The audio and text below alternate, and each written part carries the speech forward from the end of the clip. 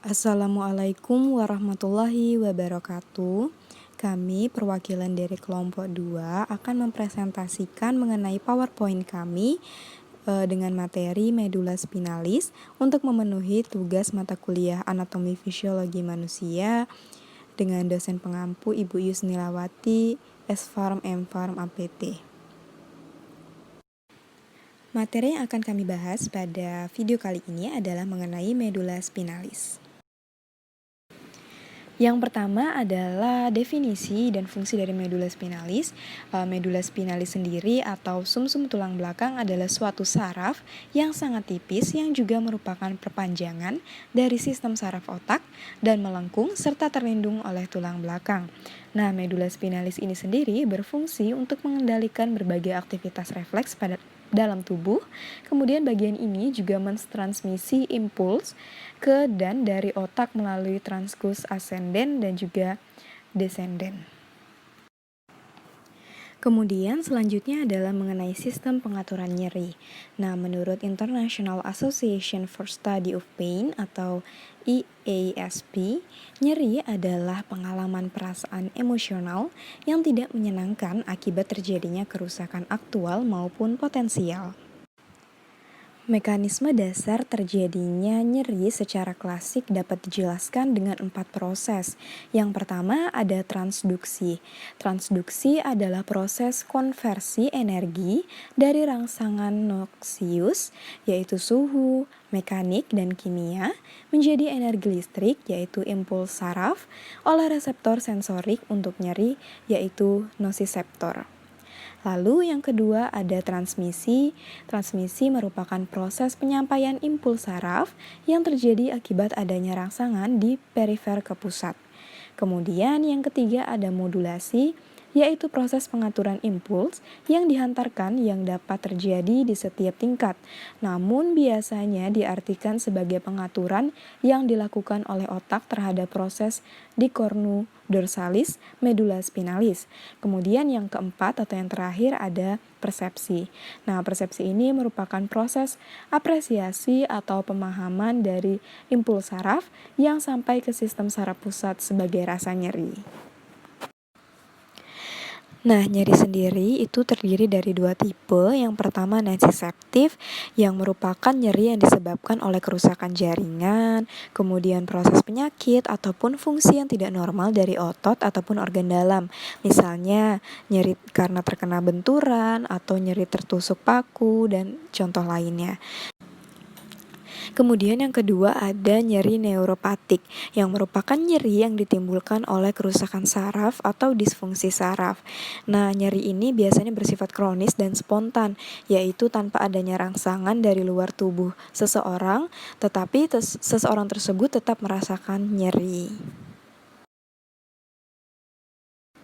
Nah, selanjutnya masih dalam sistem pengaturan nyeri atau analgesia dalam otak dan juga medula spinalis. Nah, sistem pengaturan nyeri sendiri terbagi ke dalam 4 tahap. Yang pertama yaitu terjadi suatu interaksi antara kompleks interneuron, ekstasi, dan juga inhibisi serta traktus inhibisi descending. Kemudian yang kedua, serabut C berakhir di lamina 2 dan serabut A alpha berakhir di lamina 1 dan juga 5. Kemudian serabut A beta, raba ringan, dan vibrasi kemudian memasuki medula spinalis sisi medial dorsal horn tanpa bersinap di dorsal column. Nah, kemudian memberikan cabang kolateral di dorsal horn yang berakhir di lamina 3 sampai 5. Kemudian bersinap langsung dengan serabut C yang tidak bermielin di lamina 2. Kemudian yang keempat, pada level medula spinalis, jalur transmisi nyeri pada dari perifer menuju sentral dikontrol oleh sejumlah mekanisme medulasi sinyal nyeri.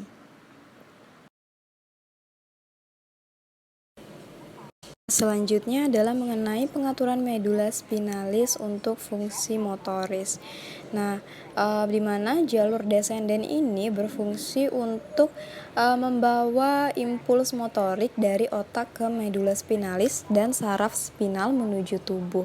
Nah, fungsi dari traktus motorik yang paling penting itu adalah meliputi yang pertama traktus uh, kortikospinal lateral atau piramidal, di mana origal dan tujuannya adalah yang pertama neuron 1 yang berasal dari area motorik korteks cerebral, kemudian akson saraf yang berdesenden ke medula, yaitu tempat sebagian besar serabut ya, yang sebesar 85% itu berdekusasi dan terus memanjang sampai ke tanduk posterior untuk bersinapsis langsung atau melalui interneuron dengan neuron motorik bagian bawah atau neuron 2 dalam tanduk anterior.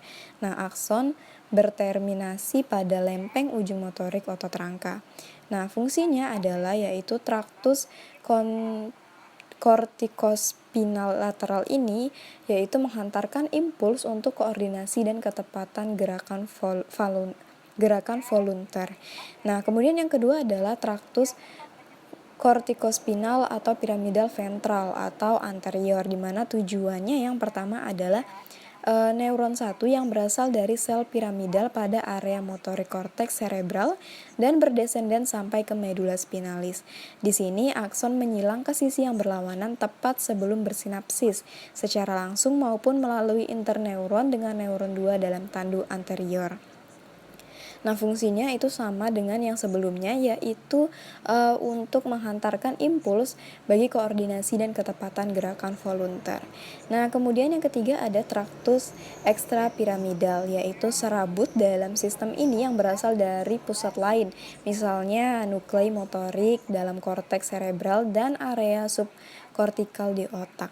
Nah, di mana traktus ekstrapiramidal ini terbagi lagi menjadi 4 macam. Yang pertama adalah traktus retikulospinal yang berasal dari formasi retikular atau neuron 1 dan berujung pada neuron 3. Kemudian yang kedua ada traktus vestilospinal lateral yang berasal dari nukleus vestibular lateral dalam medula atau neuron 1 dan juga berdesenden pada sisi yang sama untuk berujung pada neuron 2. Kemudian yang ketiga ada traktus vestibulospinal medial yang berasal dari nukleus vestibular medial dalam medula dan menyilang ke sisi yang berlawanan untuk berakhir pada tanduk anterior. Kemudian yang keempat ada traktus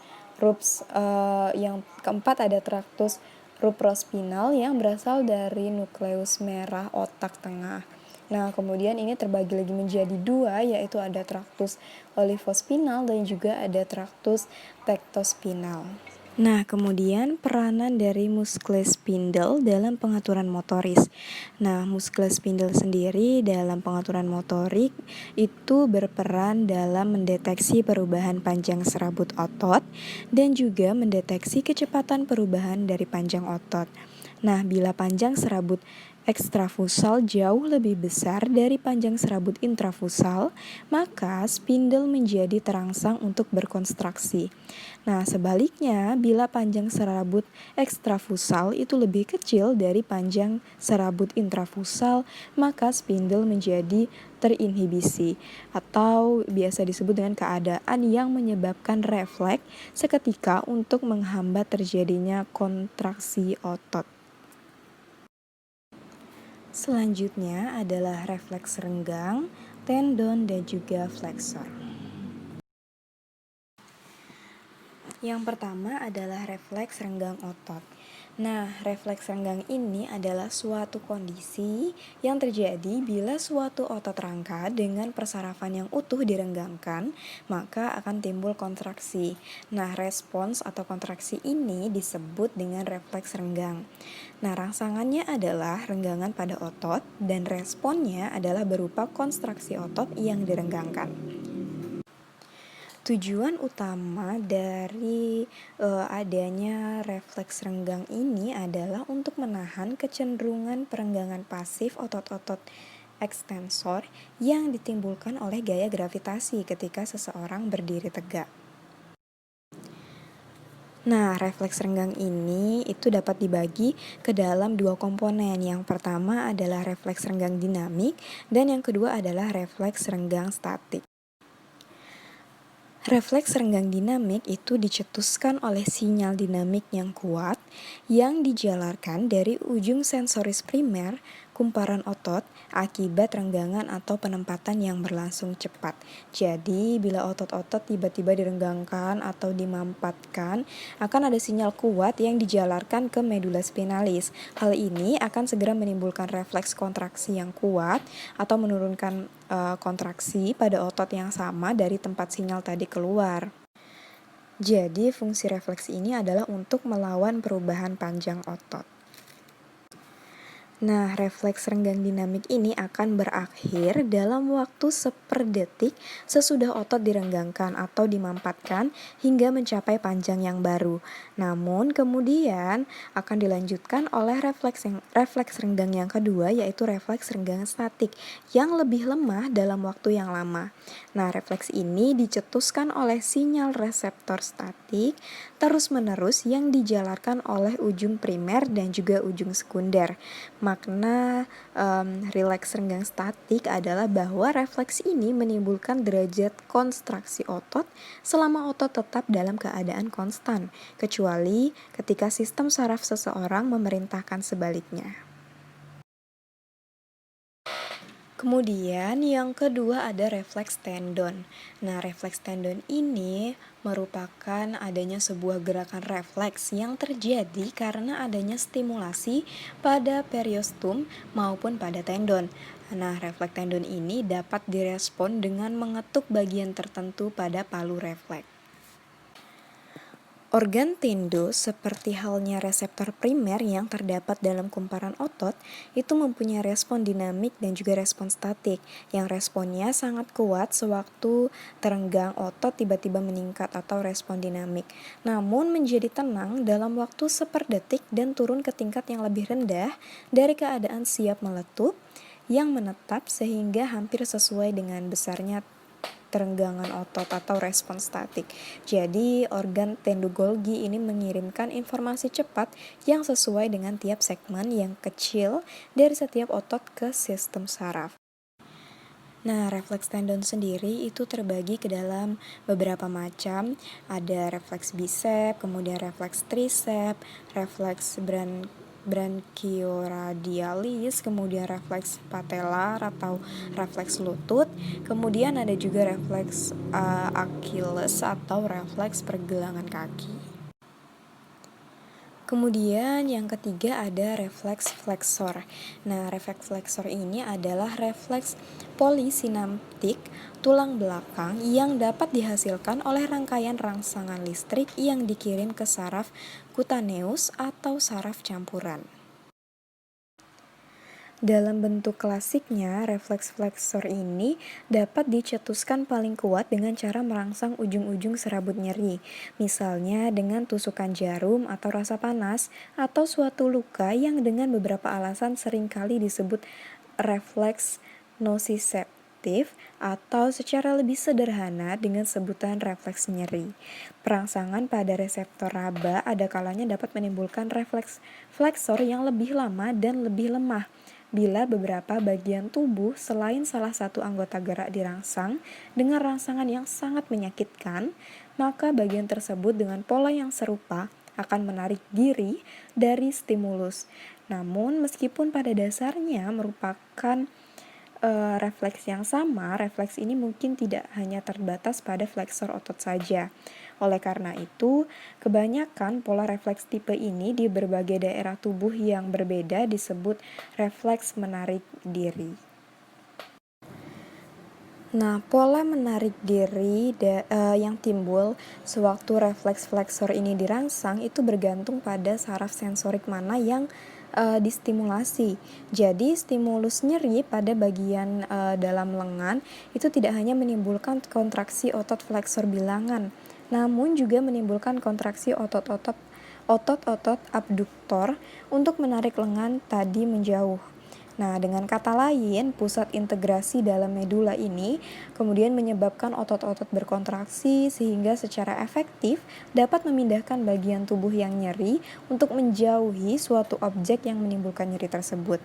Nah, walaupun prinsip ini yang disebut dengan prinsip tindakan atau local sign ini diterapkan di setiap bagian tubuh, tetapi prinsip ini lebih teristimewa dipakai pada anggota gerak sebab bagian ini paling banyak menimbulkan refleks flexor. Nah, selanjutnya adalah fungsi formatio reticulis pada keseimbangan. Formatio reticulis ini terdiri dari jaringan kompleks badan sel dan serabut saraf yang saling terjalin, kemudian membentuk inti sentral batang otak. Nah, bagian ini berhubungan ke bawah dengan sel-sel interneuron medula spinalis dan juga meluas ke atas ke diencephalon. Nah, kemudian fungsi formatio reticulis ini memiliki sekitar 30.000 sinaps. Nah, sebenarnya fungsi utama dari sistem retikularis yang tersebar ini adalah untuk integrasi pada berbagai proses kortikal dan juga subkortikal, yaitu penentuan status kesadaran dan keadaan bangun, modulasi transmisi informasi sensorik ke pusat yang lebih tinggi, kemudian modulasi aktivitas motorik, pengaturan respon autonom, dan juga pengaturan siklus tidur bangun. Nah, sistem ini juga merupakan tempat asal sebagian monoamine yang disebarkan ke seluruh SSP. Formatio reticulis batang otak ini terletak strategis di bagian tengah jaras ascenden dan descenden antara otak dan juga medula spinalis, sehingga memungkinkan pemantauan lalu lintas dan berpartisipasi pada semua aktivitas batang otak sampai hemisfer otak. Nah, formatio reticularis ini yang secara difusi menerima dan menyebarkan rangsangan, kemudian juga menerima input dari korteks cerebri, kemudian juga ganglia basalis, kemudian hipotalamus, dan sistem limbik, cerebellum, medula spinalis, dan semua sistem sensorik. Nah, kemudian yang selanjutnya adalah fungsi reticularis dan formatio nucleus dalam mengatur pergerakan stereotip di bawah sadar. Stereotip adalah gerakan, postur, atau ucapan yang berulang atau ritualistik. Nah, stereotip ini dapat berupa gerakan sederhana seperti tubuh bergoyang ataupun gerakan yang kompleks seperti membela diri sendiri, kemudian menyilangkan dan melepaskan kaki atau berbaris di tempat. Stereotip ini mereka ditemukan pada orang dengan disabilitas intelektual, kemudian gangguan spektrum autisme, kemudian tardif diskinesia, dan gangguan pergerakan stereotip. Tetapi juga dapat ditemukan pada individu neurotipikal. Nah, stereotip ini kadang-kadang juga disebut dengan stimming pada autisme di bawah hipotesis bahwa itu merangsang satu atau lebih indera sendiri pada orang tersebut. Stereotip juga terjadi pada hewan non-manusia. Ini dianggap sebagai perilaku abnormal dan kadang-kadang terlihat pada hewan penangkaran, terutama yang ditahan di kandang kecil dengan sedikit kesempatan untuk terlibat dalam perilaku yang lebih normal. Nah, perilaku ini mungkin maladaptif, melibatkan seperti melukai diri sendiri atau mengurangi keberhasilan reproduksi, dan di laboratorium hewan dapat mengacaukan penelitian perilaku. Contoh perilaku stereotip termasuk mondar-mandir, goyang, berenang berputar-putar, tidur berlebihan, mutilasi diri, atau termasuk memetik bulu dan merawat diri secara berlebihan, kemudian jejuri sangkar mulut. Nah, stereotip terlihat pada banyak spesies nih, termasuk primata, burung, dan karnivora. Hingga 40% gajah di kebun binatang itu juga menunjukkan perilaku stereotip. Nah, kemudian formatio reticularis secara difusi yaitu menerima dan menyebarkan rangsang, menerima input dari korteks cerebri, ganglia basalis, hipotalamus, sistem limbik, cerebellum, medula spinalis, dan semua sistem sensorik. Sedangkan serabut efferents formatio reticularis yaitu ke medula spinalis, cerebellum, hipotalamus, sistem limbik, dan talamus yang lalu akan berproyeksi ke korteks cerebri di ganglia 1, 2 basalis. Nah, jaras kesadarannya itu dimulai dari masukkan impuls dari pusat sensorik pada korteks cerebri menuju ARAS, kemudian diproyeksi kembali ke korteks cerebri, dan kemudian terjadilah peningkatan aktivitas korteks dan kesadaran. Kemudian yang selanjutnya ada sistem pengaktifasi retikularis, di mana yang pertama adalah formasi retikularis medula oblongata. Nah, medula oblongata ini merupakan bagian yang vital dalam pengaturan jantung, vasomotor atau kontriksi dan dilatasi pembuluh darah dan juga pusat pernafasan. Nah, medula oblongata ini memonitor kadar CO2 yang berperan dalam pengaturan pernafasan, mengatur muntah, bersin, batuk, dan menelan. Nah, di bagian ventral terdapat piramid yang merupakan jalur motorik dari cerebral ke spinal. Nah, jalur di piramid ini menyilang atau pyramidal decussation. Nah, sehingga di bawah medula keadaan motorik tubuh dikontrol oleh bagian yang berlawanan dengan hemisfer cerebri. Nah, formasi reticula medula oblongata ini terdiri dari yang pertama nucleus reticularis lateralis, kemudian yang kedua ada nucleus reticularis ventralis, kemudian yang ketiga itu ada nucleus reticularis gigantocelularis, kemudian yang keempat ada nucleus reticularis paramedian, dan yang terakhir atau yang kelima adalah nucleus reticularis parvicelularis. Kemudian yang selanjutnya adalah formasi reticularis pontis. Nah, pons atau pontis ini terletak di atas medula pada bagian dorsal yang terdapat formatio reticularis dan juga nuklei saraf kranial jalur ascenden dan juga descenden. Nah, dalam formatio reticularis ini terdapat pusat apneu dan juga pneumotoksik yang membantu dalam pengaturan pernafasan. Nah, formasi reticulus pontis ini menempati suatu daerah sentral di dalam segmentum pontis tapi tidak seluas formasio reticularis di medula oblongata. Nah, formasi reticularis pontis ini terdiri dari yang pertama ada nukleus kawasan paramedian, kemudian yang kedua ada nukleus kawasan medial, dan yang ketiga adalah nukleus kawasan lateral. Kemudian yang ketiga adalah formasi reticularis midbrain atau mesencephalon. Nah, formasi reticularis mesencepali ini meliputi daerah-daerah di sebelah dorsal dan lateral nukleus ruber, yaitu nukleus tegmentali, kemudian juga pendukula pontis, kemudian ada juga nucleus cuneiformis dan juga nukleus subcuneiformis. Nah, midbrain ini terdapat di atas pons, terdapat pusat refleks juga yang membantu koordinasi pergerakan bola mata dan kepala. Kemudian juga membantu pengaturan mekanisme fokus pada mata, mengatur respon pupil terhadap stimulus cahaya. Nah, dalam formasi reticulus midbrain ini terdapat substansia nigra yang berperan dalam pengaturan aktivitas motorik somatik.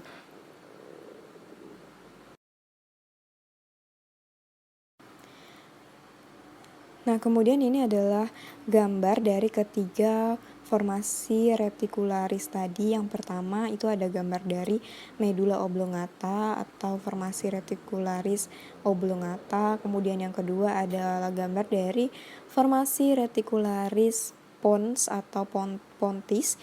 Kemudian yang ketiga ada gambar dari formasi reticularis mesencephalon atau formasi reticularis midbrain. Nah, kemudian yang selanjutnya adalah sistem talamorkortikal umum. Nah, di mana sistem talamokortikal umum ini terbagi ke dalam 3 bagian. Yang pertama adalah sistem talamokortikal, di mana sistem talamokortikal ini memberi peran jalur semua impuls aferen dari cerebellum, ganglia basalis, dan juga visual, kemudian auditory, pengecap, dan reseptor nyeri yang mana melintasi talamus saat berjalan ke korteks cerebri. Nah, hal ini mengontrol aktivitas tingkat korteks cerebri. Nah, sistem talamokortikal ini merupakan sebagian besar dari otak mamalia dan meningkat secara tidak proporsional atau secara alometrik dengan ukuran otak secara keseluruhan sepadan dengan ukurannya. Sistem talamokortikal ini telah menjadi subjek studi neurobiologis dan juga komputasi yang ekstensif. Nah, kemudian yang kedua adalah anatomi talamokortikal. Nah, sinyal sensorik utama dari visual, auditory, pengecap yang kemudian yang melewati talamus dalam perjalanan ke korteks. Nah, jalur sensorik ini termasuk saluran optik inferior, kemudian brasium atau struktur berpasangan di otak tengah yang berfungsi sebagai bagian penting untuk informasi pendengaran. Kemudian juga ada medial lemnicus yang menargetkan inti masing-masing dorsal lateral geniculate nucleus, kemudian juga medial geniculate kompleks, dan juga ventral posterior kompleks talamus. Nah, kemudian yang ketiga atau yang terakhir adalah fisiologi talamokortikal. Nah, konektivitas yang berulang kali pada sistem talamokortikal, masukan dari ganglia basal dan juga modulasi talamus oleh masukan dari retikuler di batang otak. Nah, dipercayai gagasan yang tampak sederhana bahwa talamus hanyalah relay dari indera ke korteks. Baiklah, itu dia video presentasi materi medula spinalis dari kelompok 2. Terima kasih atas kesempatan yang diberikan dan juga mohon maaf yang sebesar-besarnya apabila dalam pembuatan PowerPoint ataupun materi yang kami tampilkan dan juga proses pemaparan pada video kali ini terdapat banyak kesalahan dan juga kekurangan. Sekali lagi kami ucapkan terima kasih dan kami akhiri dengan wassalamualaikum warahmatullahi wabarakatuh.